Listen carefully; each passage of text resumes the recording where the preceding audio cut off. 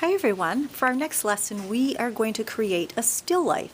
And a still life is a picture of something that sits on the table. It is not a living thing.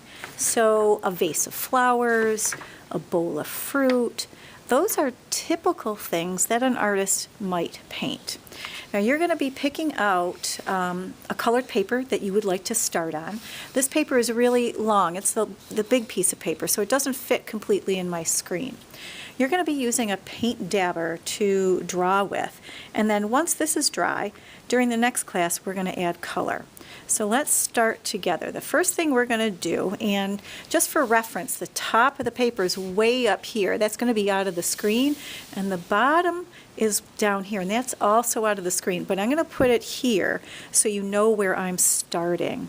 I'm going to start, here's the bottom. I don't want to start on the bottom. I'm going to start right about here, and I'm just going to make some shape like this to be my vase.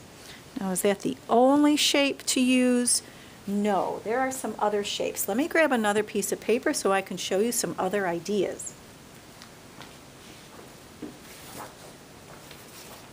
So, I just picked this bright green paper, and I'm going to line it up so you can see the bottom. And I might choose to do a vase that is kind of rounded, like that. Maybe a flat bottom, so I can do that as well. Either vase you choose, the top part is not connected. I'm going to go back to my pink one.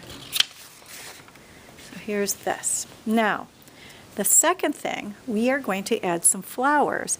I'm going to start right about here. I'll make the center of a flower, and then I can make long skinny petals, or I can make shorter, wider petals.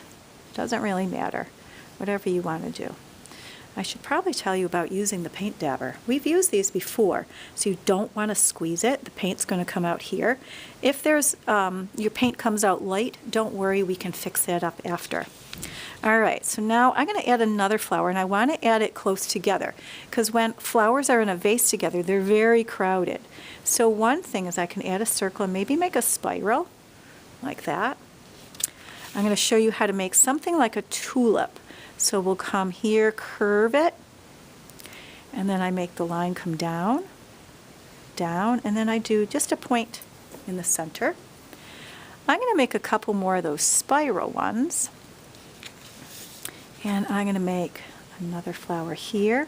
And you're probably wondering, hey, what about stems and leaves?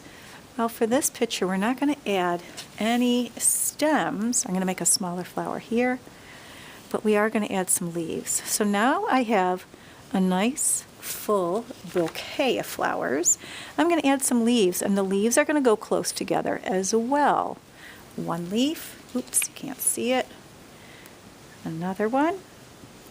And everything is very close together because, well, that's how flowers appear when they're in a vase. And maybe one here.